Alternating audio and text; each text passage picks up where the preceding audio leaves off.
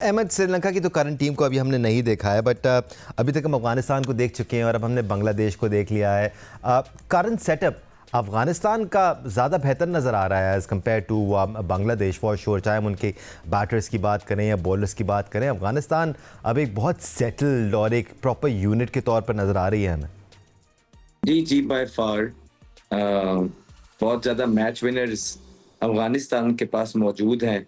Where as अगर आप बांग्लादेश के डगआउट में देखेंगे तो शायद आपको इतने इम्पैक्ट प्लेयर्स और इतने मैच विनर्स नज़र नहीं आएंगे जितने अफ़गानिस्तान में। और उसमें बड़ा हाथ है इनके अपने, सबसे पहले तो अपने प्लेयर्स का, फिर उसके बाद आप देखें कि आईपीएल में इनके प्लेयर्स जो हैं वो रेगुलरली फीचर करते हैं, बड़ा कुछ सीखने को मिलता है। और वो फिर प्लेयर्स जो हैं उनके आके इंजेक्ट किया उन्होंने अपने यंगस्टर्स में। इनके सीनियर अच्छे थे, इन्होंने मुखलसी के साथ टीम बनाने पे तरजीह दी है। इन्होंने अपना इंफ्रास्ट्रक्चर को खुद ही रह के प्लेयर्स ने जो कर सकते हैं वो किया है। कोचेस खुद डिसाइड करते हैं, प्लेयर्स मिल के मेहनत करते हैं, एक दूसरे की बात मानते हैं। तो सबने मेहनत की है इस टीम ने ऊपर आने के लिए, बहुत सारी सही चीजें की हैं। इसलिए अफगानिस्तान की टीम आपको बाकी सारी एसोसिएट टीम से ऊपर नजर आती है। इनफैक्ट अब तो जिस तरह हम बात कर रहे हैं कि वो बांग्लादेश से भी ऊपर नजर आती है और पाकिस्तान को भी पूरी टक्कर देती है। तो मतलब उस टीम को टक्कर देना जहाँ पे जिनसे आप मदद लेते रहे हो, तो ये अचीवमेंट ही है। और इसको क्या कहेंगे, ये तो मैसिव अचीवमेंट है, इम्प्रूवमेंट है। अगर इसको मानना नहीं है तो वो अलग बात है।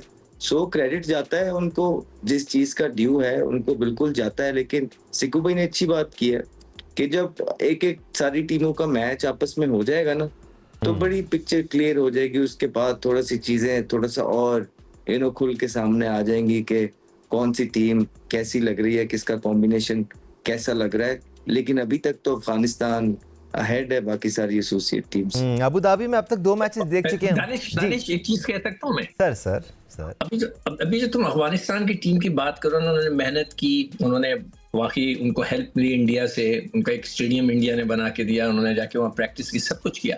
मगर सब चीजों के लिए टैलेंट का होना बहुत जरूरी है। बिल्कुल, बेशक। आपके अपने अंदर टैलेंट होना जरूरी है, स्किल्स होने जरूरी हैं।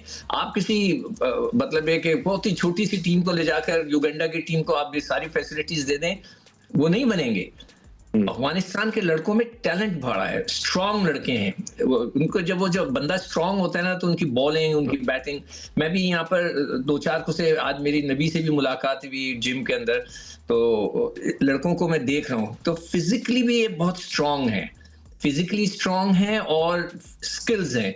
जब आपके पास स्किल्स होते हैं तो फिर आपकी इंप्रूवमेंट के चांसेस ज्यादा हो जाते हैं, और यही चीज जो है अफगानिस्तान में है। ठीक कह रहे हैं, बिल्कुल आई एग्री विथ यू। अब राशिद भाई, इसमें आपका भी टेक लेंगे, क्योंकि देखिए टैलेंट होना एक बात है, लेकिन उस टैलेंट को सही तरह ग्रूम करना भी उतना ही इंपॉर्टेंट है। कितना किरदार है, जैसे अहमद अभी कह रहे थे कि अफगानिस्तान के प्लेयर्स आईपीएल में भी खेलते हैं, कितना किरदार है अब वहाँ खेलने का, क्योंकि फिर आप क्वालिटी के खिलाफ खेल रहे होते हैं, आपका गेम एनहांस होता है, बेहतर होता है, आप मजीद ग्रूम होते हो एज अ प्लेयर। बहुत फर्क पड़ता है। ये अफगानिस्तान को तो हमने शुरू से देखा हुआ है, जब नईम भाई कोच होते थे पीआईए के, इनके 2001 में जब ग्रेड 2 खेलने आते थे, जब से हम फॉलो कर रहे हैं इनको, ग्रेजुअली ऊपर की तरफ है। कबीर खान का बड़ा क्रेडिट है टीम को ऊपर लेके आने में। पिशावर में बहुत प्रैक्टिस की इसमें, और आज फर्क इनको ये पड़ा है कि आईपीएल से राशिद खान से फर्क पड़ा, नबी से, मुजीब से। अभी 8 प्लेयर्स इनके आईपीएल खेल रहे थे, ठीक है, 8, और आने वाले भी प्लेयर्स अच्छे ही लग रहे हैं। नूर अब तो चेन्नई सुपर किंग में 12 करोड़ में चला गया, मतलब नजर आ रहा है कि वो कितने प्रोग्रेस है इनकी। इसी तरह श्रीलंका के 7 से 8 प्लेयर आईपीएल इस साल खेलिए। ईशान मलिंगा शायद टीम में नहीं है, बाकी तो सारे उनके टीम के अंदर मौजूद हैं। तो हम जिस तरह से अफगानिस्तान की बात कर रहे हैं, श्रीलंका डेंजरस साइड लग रही है यहाँ पे। अभी खेलेंगे तो पता चलेगा, हमने खेला देखा नहीं उनको।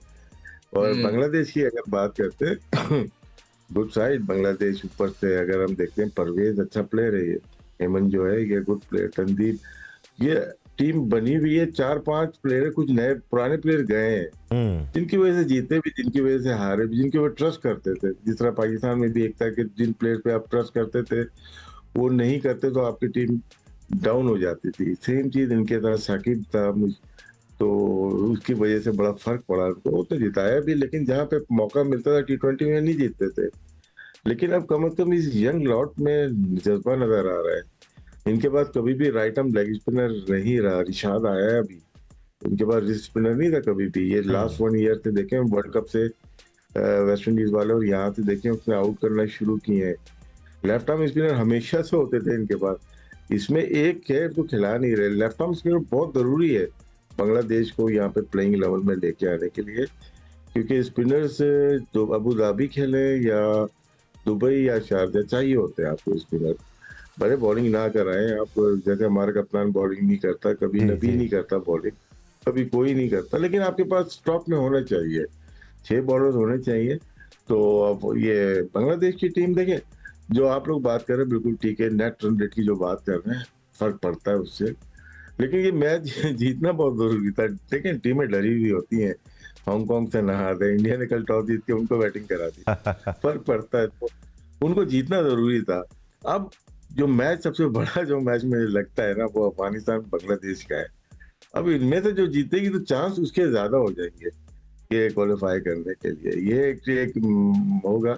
श्रीलंका भी है, लेकिन श्रीलंका मैच्योर टीम लग रही है इन दोनों के मुकाबले में। बड़ा कॉन्फिडेंस है राशिद भाई आपको श्रीलंका पे, पहले दिन से आप श्रीलंका की तरफ देख रहे हैं, तो आई एम ऑल्सो पीछे से घूम के आती है, वो फाइनल तक चली जाती है। पहली बार मैं भी लुक फॉरवर्ड कर रहा हूँ कि श्रीलंका का मैच कब आएगा। आपने ऐसा टेम्पो बना दिया तो हम एक्सपेक्ट कर रहे हैं श्रीलंका से अब बहुत कुछ। बट सिक्कू भाई थोड़ा सा कंडीशंस पे भी आ जाते हैं। ये दूसरा मैच था हमने जो अबू धाबी में देखा, एक मैच अभी तक हम दुबई में देख चुके हैं। कंडीशंस में आपको कितना फ़र्क नज़र आ रहा है? शायद अबू धाबी में थोड़ा सा और फंस के आ रहा है ball, Pakistan are better off playing in Dubai, do you think?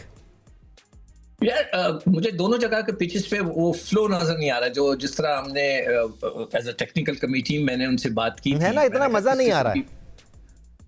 हाँ, मतलब वो उनसे मैंने यही पूछा था, वो उनका जो ऑफिशियल्स थे कि भाई आप लोग जो किस किस्म की पिच बनाना चाहते हैं। आप हमसे सवाल कर रहे हैं ना कि हम टेक्निकल कमेटी में हैं, तो मैं ये पूछना चाह रहा हूँ कि पिचेस कैसे बनाए। तो उन्होंने कहा कि नहीं, हम पिचेस बहुत अच्छी बनाएंगे, लंबे लंबे रन होंगे ताकि लोग एंजॉय करें। मैं कहा प्लीज मेक श्योर कि इस किस्म की पिचेस बने ताकि पब्लिक एंजॉय करे, लोगों को मजा आता है। अभी तक मुझे वो चीज फिलहाल नजर नहीं आ रही। दोनों तरफ जो है, पहले मैच में 8 स्पिनर्स ने आउट कर दिए, इधर सीमर ने, थोड़ी सी ये बेहतर है उस निस्बत, मगर पिच में वो वाली चीज नहीं है कि जो उसमें बैटिंग के रन 225 230 रन होने वाले, वो मुझे नजर नहीं आ रहे। तो देखते हैं कि अगले मैचों में क्या करते हैं। मैं कल मिलेंगे वो ऑफिशियल्स, तो मैं पूछूंगा कल, अगर इंशाल्लाह जिंदगी रही कर जब हम वहां पे बैठे होंगे तो मैं उनसे यही पूछिएगा कि हैवी रोलर जो है अबू धाबी या दुबई का कितनी देर चला रहे हैं? आधा घंटा चला रहे हैं, 45 मिनट चला रहे हैं, या 1 घंटा चला रहे हैं? अगर उसने पूछा नहीं, उसने पूछा ड्राई वेदर है, ड्राई वेदर नहीं नहीं, मैं इसलिए पूछ रहा हूँ तुमसे, मुझे जवाब भी दे दो ना। अगर उसने पूछा व्हाई यू आस्किंग मी, तो मैं उससे जवाब दे सकूँ ना। देखिए जितना हैवी रोड जितना देर तक चलेगा, उसमें पिच बनाते हुए भी चला होगा। जब आखिर में जब चला रहे होते हैं ना, पिच स्लो डाउन होती है, बॉल बैट पे इतनी अच्छी आती नहीं है। जब हम टेस्ट मैच खेलते हैं, 4 डे मैच खेलते हैं, 3rd 4th डे हम क्या करते हैं, हैवी रोल लेते हैं ना, तो अपनी पेस को कम करते हैं, स्लो हो जाती है, बॉल आती नहीं बैट के ऊपर। तो इसी वजह से पाकिस्तानी और दूसरे एशियन जो ग्राउंड मैन है ना, वो समझते हैं कि हैवी रोल चलाते रहो, बैटिंग पिच हो जाएगी। नहीं, ऐसा स्लाइटली सब रोल चलता है, लाइट रोल चल रहा होता है, फिर आप छोड़ देते हैं, फिर इतनी हीट और इतनी हवा चल रही होती है ना, तो मॉइस्चर तो चला जाता है, फिर बॉल बल्ले पे आती